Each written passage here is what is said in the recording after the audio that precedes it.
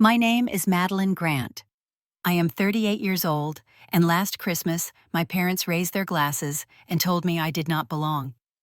They thought I would walk away in silence, but what they never knew was that the $2 million house they called theirs was mine alone. For 5 years, I had paid every mortgage bill, every tax, every cost that kept their holidays alive. And on the very night they erased me, I made the choice that would erase them instead. I pulled into the driveway of my parents' house in Boulder as the last streaks of daylight faded over the mountains. Snow clung to the lawn like frosting, and the strings of white lights my mother insisted on every year blinked in perfect order along the roofline. From the car, the house looked like the kind of place people dreamed of, warm and inviting, the embodiment of a family gathered in love. I sat there gripping the steering wheel, watching my breath cloud the windshield, telling myself I could make it through one more Christmas. I grabbed the bag of carefully wrapped gifts from the passenger seat and walked toward the door. The heavy wood was already ajar, laughter and music spilling out before I even reached the porch.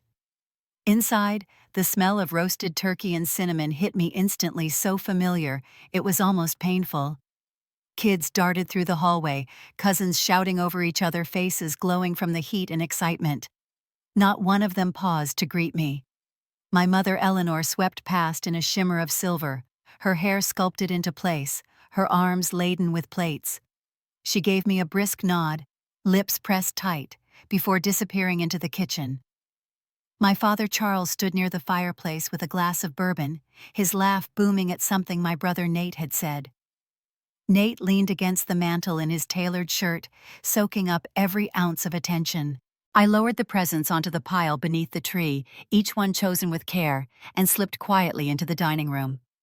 The table was set like something from a magazine, crystal glasses, gleaming candles throwing soft shadows across the white cloth.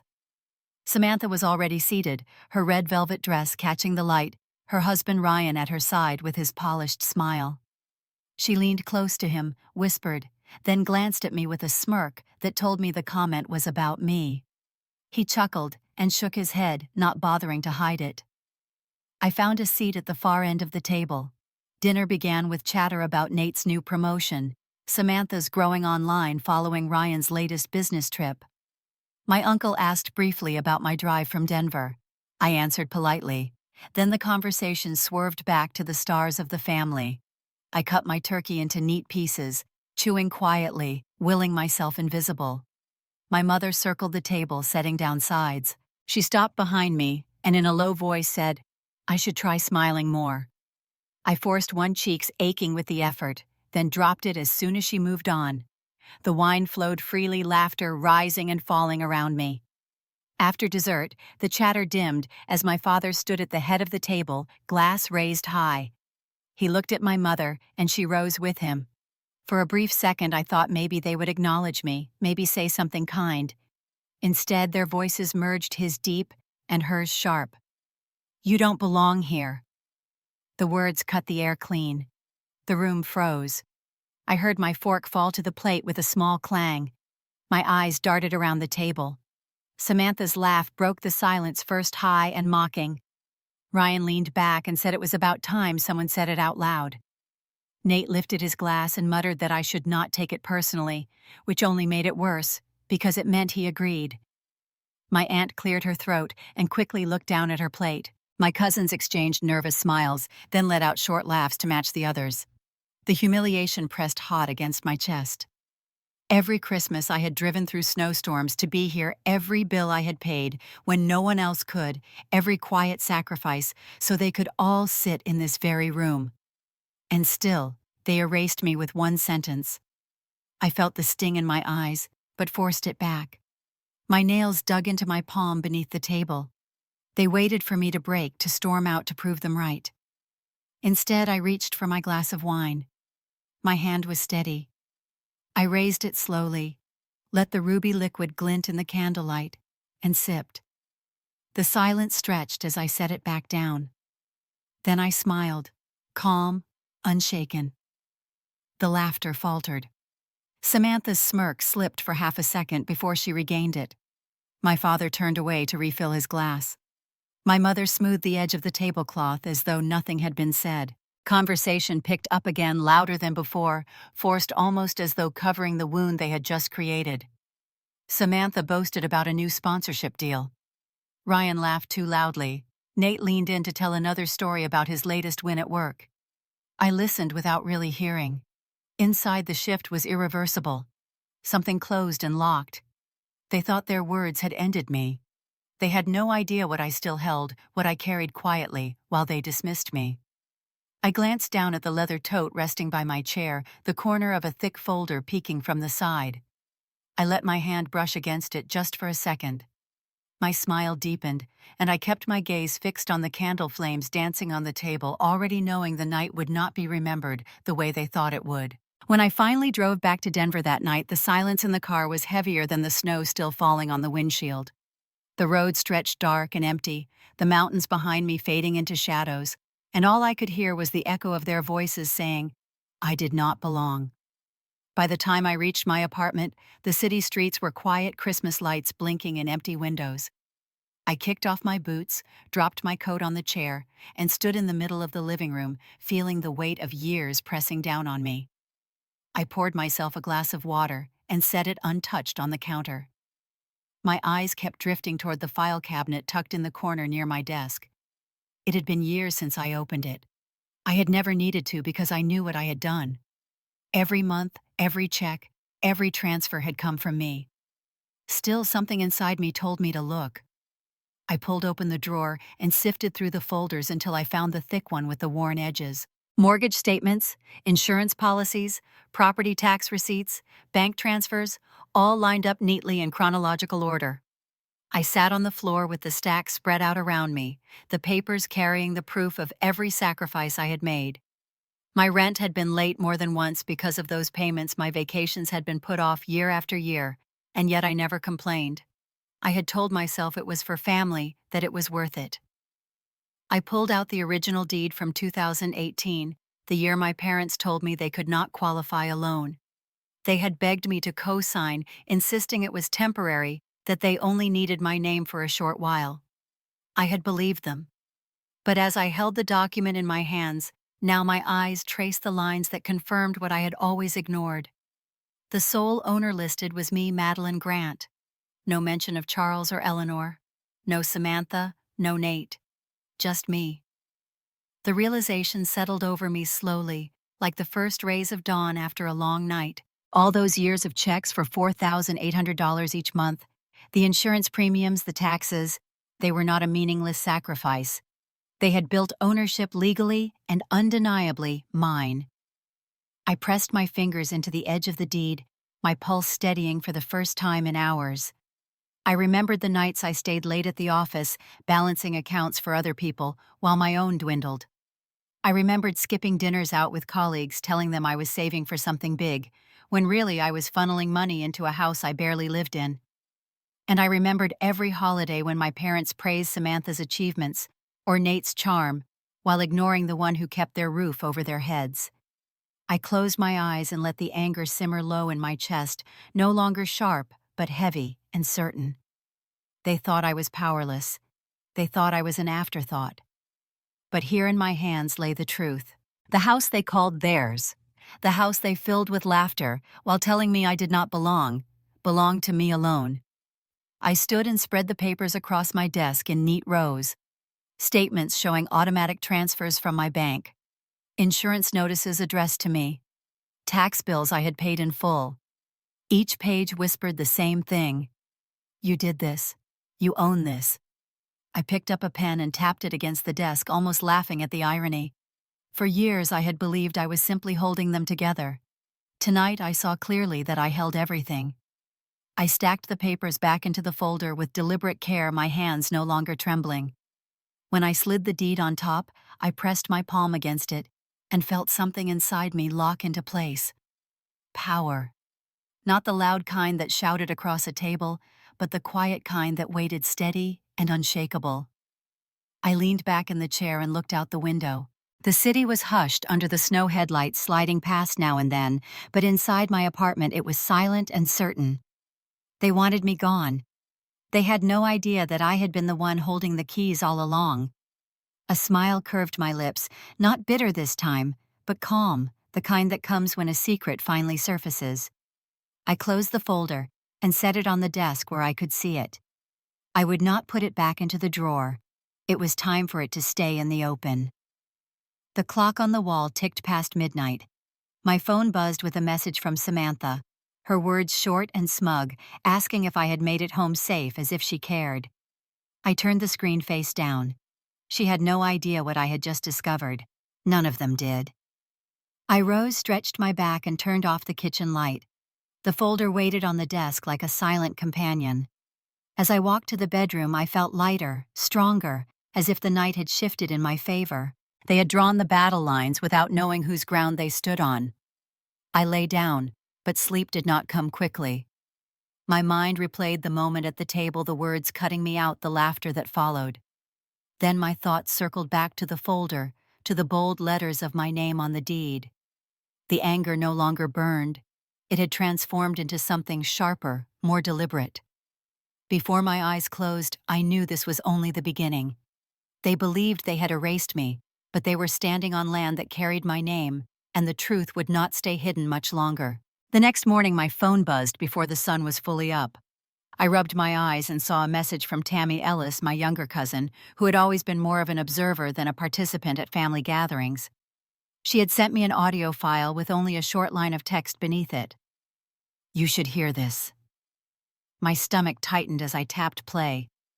The recording was muffled at first, then the voices grew sharper. Ryan's tone carried through with that smug certainty he always had when he thought he was in control. "We just need to convince Charles and Eleanor to sign the transfer," he said. "They will listen to us, not to her. She is out of the picture now."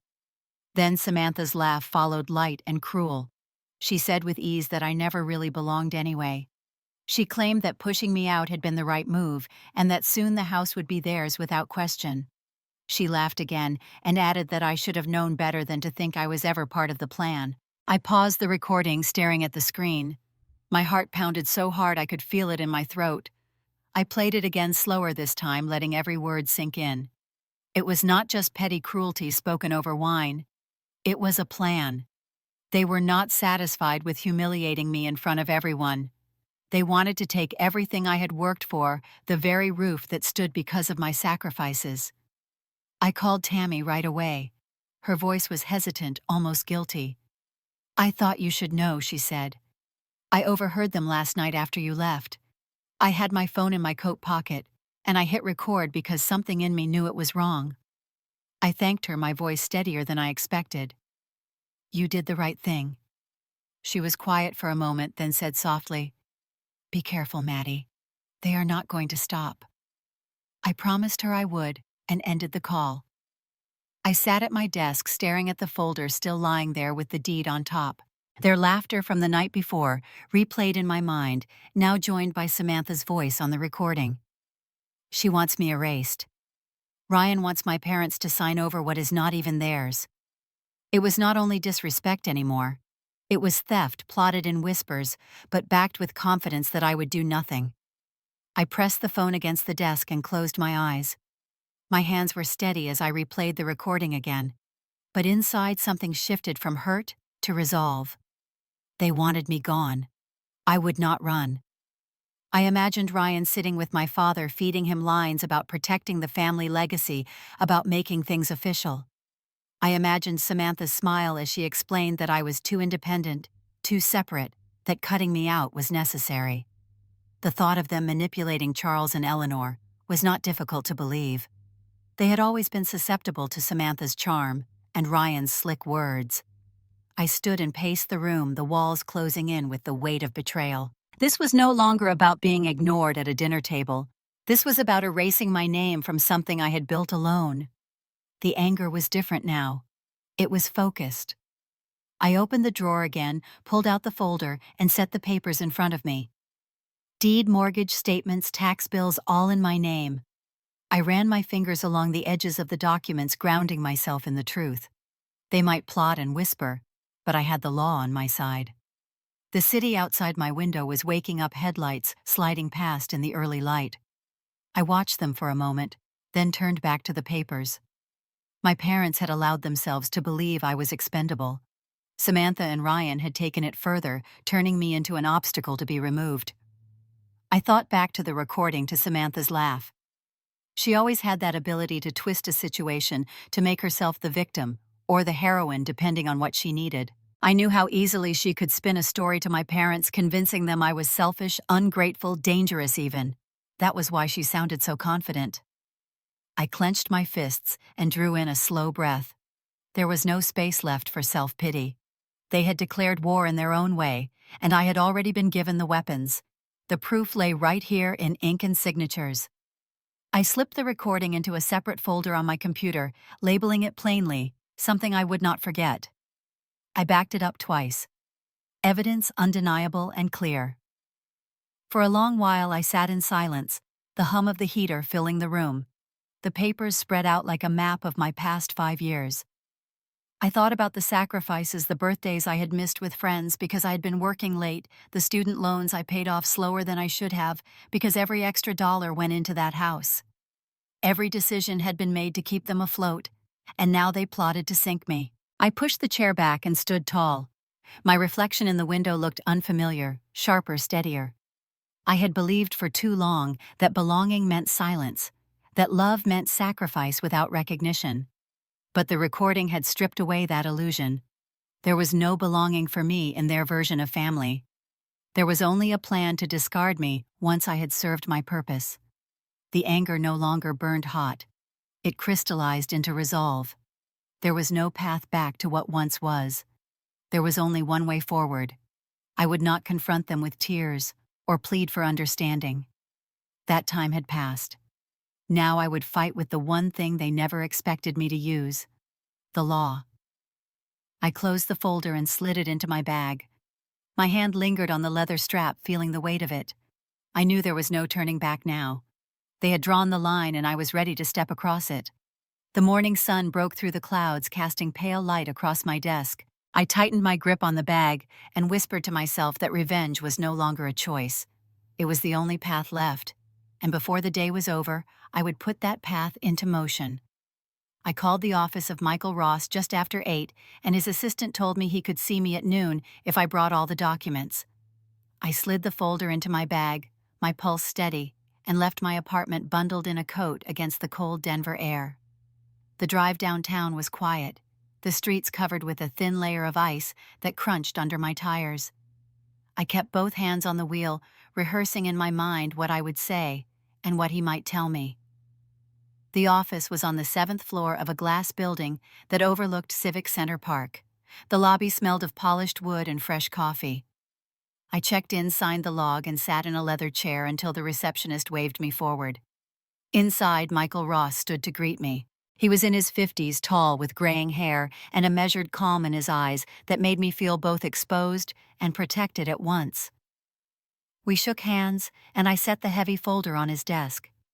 He gestured for me to sit and leaned back slightly in his chair, as if he had all the time in the world. I opened the folder and spread the papers between us: the deed, the mortgage statements, the insurance records. His eyes moved carefully over each page, scanning line by line, making small notes in the margins of a yellow pad. After several minutes, he looked up. His voice was steady. "Maddie, you are the sole owner of this property. There are no other names attached to the deed, no CO owners, no hidden clauses. This house in Boulder is yours entirely." The words hit me like a door unlocking. I leaned forward. "Even my parents?" He nodded. "Especially them. They signed nothing. They hold no legal claim. They may live there, but they do not own it." His tone was absolute, without hesitation. I felt a warmth spread across my chest, not from relief, but from certainty. For the first time, I was hearing it from someone who knew the law, someone who could not be swayed by charm or family pressure. The house was mine, and no one could take it without my consent. I let out a slow breath. I needed to hear that I admitted. He tapped his pen on the pad. "I imagine this is more than just paperwork." I gave a small laugh, short and bitter. "They told me last night at Christmas dinner that I did not belong. Then I found out this morning they are planning to convince my parents to sign it away. He raised his eyebrows, but said nothing, letting the silence give me space. I folded my hands together. I want to know what my options are. His reply was calm. You can do whatever you wish with the property. You can keep it, lease it, or sell it. No one has legal standing to interfere. If they try to forge documents or pressure you, that would be a criminal matter. I nodded slowly, letting the weight of his words sink in. Sell it. The idea whispered through my mind and settled firmly. It was not just a house. It was a symbol. They had built their pride on the belief that it was theirs, that I was simply a tool. Taking it away would be the only way to end the lie. Michael studied my expression. Do you want me to draw up a preliminary assessment? I met his eyes. Yes. I want to know what it is worth right now. He scribbled on his pad, made a quick call to a colleague, then turned back to me. Current estimates put it around $2 million. The market is high, especially in Boulder. $2 million. I repeated it softly, more to myself than to him. Years of sacrifice had crystallized into a number that could change everything. I gathered the papers back into the folder and slipped them into my bag. My movements were calm, deliberate. Thank you, Michael.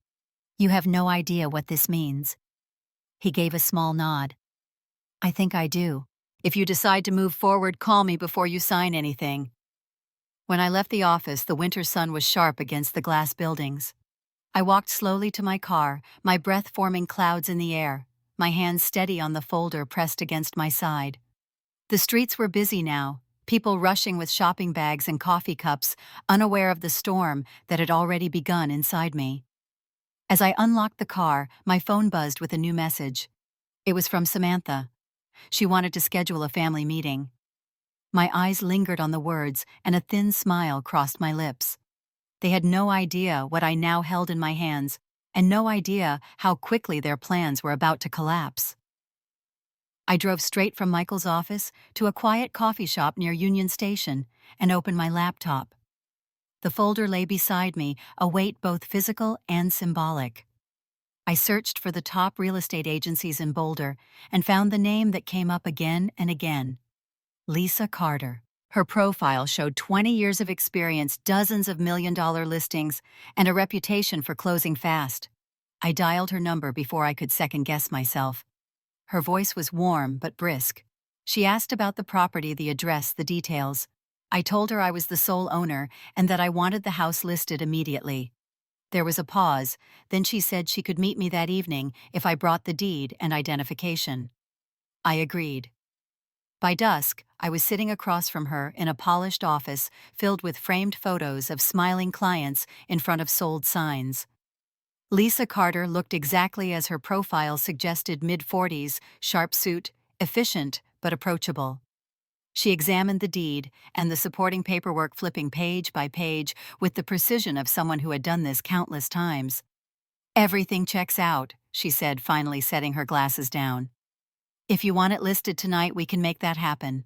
I signed the paperwork with steady hands, my name flowing across the page again and again until it felt like an incantation.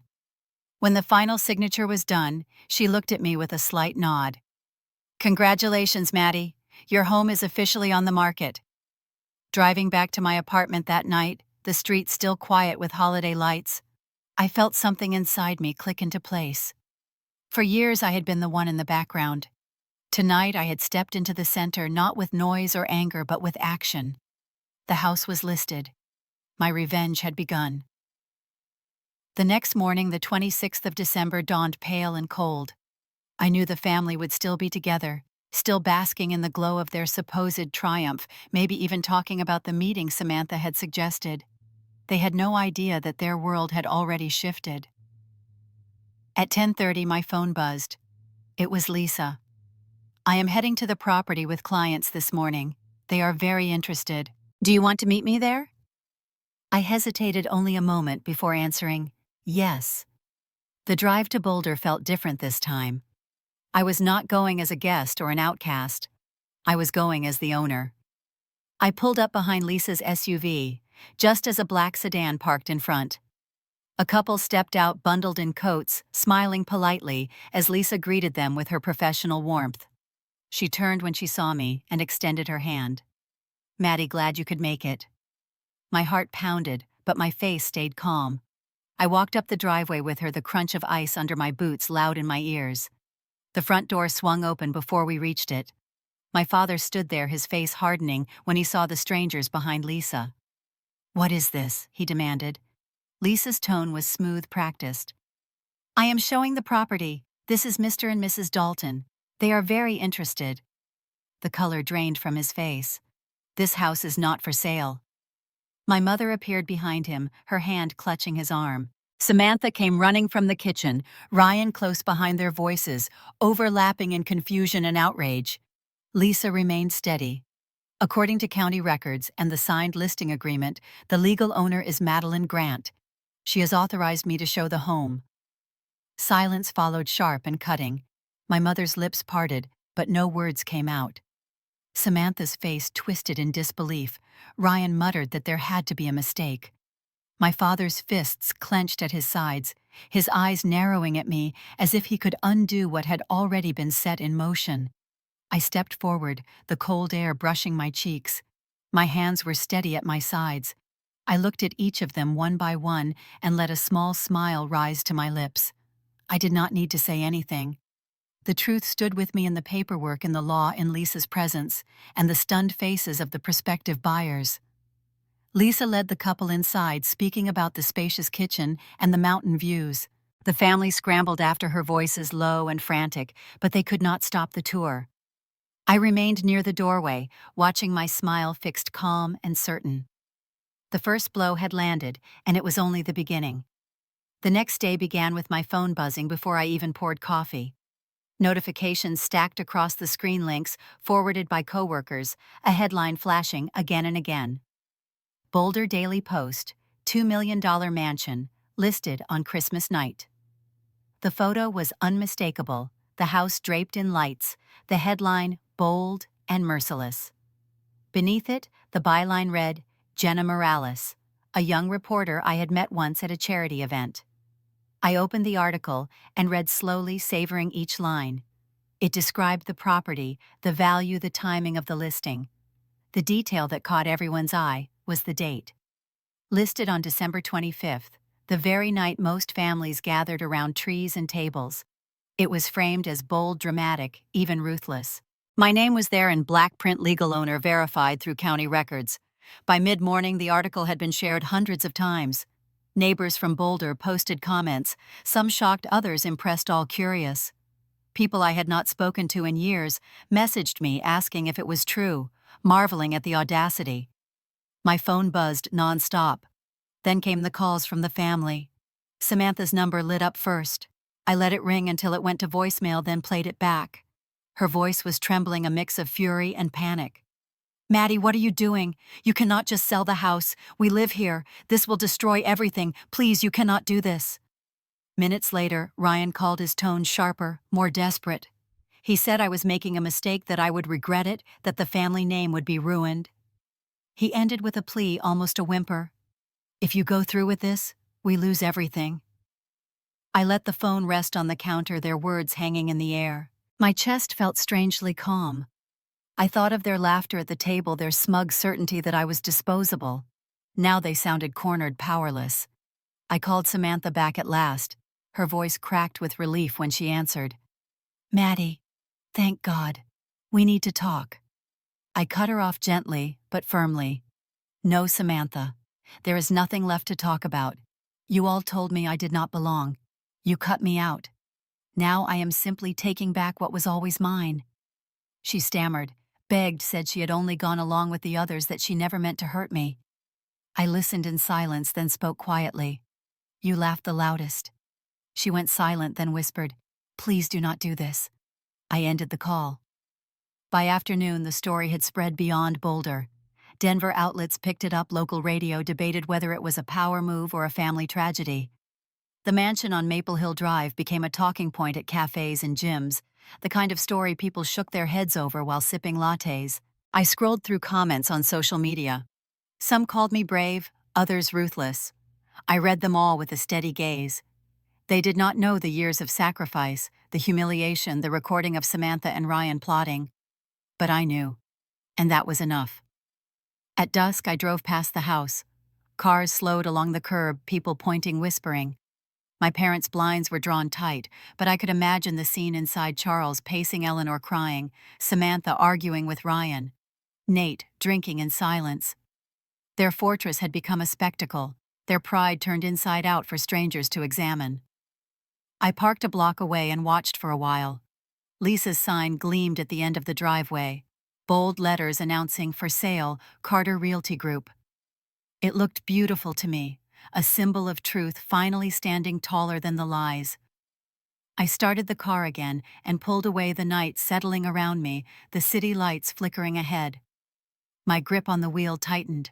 The humiliation they once reserved for me now belonged to them, spreading from family whispers to public headlines. And the storm was only beginning.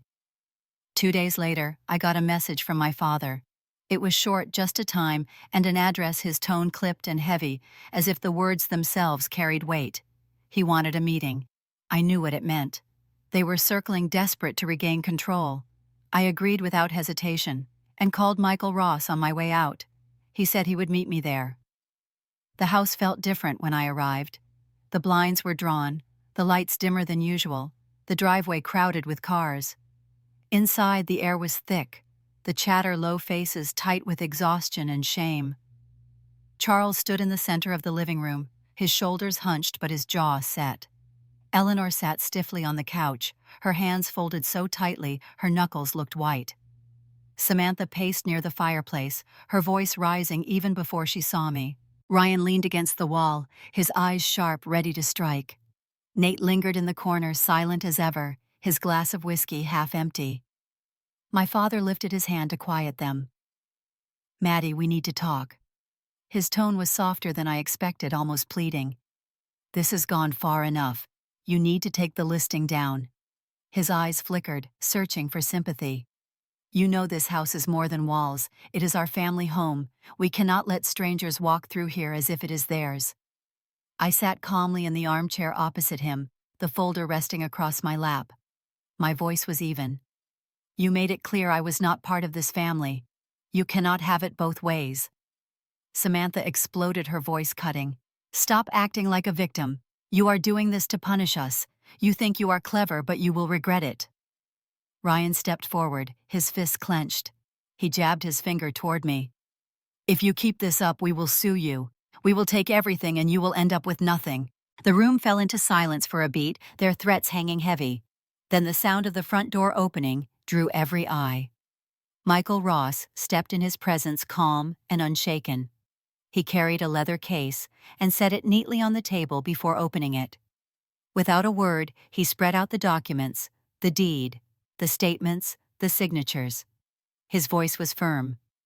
"Every paper here shows the same thing. The sole legal owner is Madeline Grant. No one else has a claim. No lawsuit can change that. If you attempt to forge or coerce, it will be criminal, and the court will not hesitate to act." Ryan's face flushed red. He turned to Charles as if begging him to intervene, but my father said nothing. He only stared at the papers, his lips pressed tight. Samantha shook her head furiously, muttering that it was impossible, that there had to be another way. My mother remained silent, her eyes darting between me and the documents, her composure cracking. I leaned forward and pulled one sheet free from the pile. The deed. My name bold and undeniable. I placed it squarely in the center of the table. My voice was steady, my words slow enough for each of them to absorb. I was erased from this family on Christmas night. Now it is my turn to erase you from this house. The silence was absolute. Even Nate lowered his glass, his usual indifference replaced with a hollow stare. My father finally let out a long breath, the weight of defeat pressing into his frame. Samantha sank onto the couch, her fury collapsing into disbelief. Ryan paced like a caged animal, his threats swallowed by the reality on the table.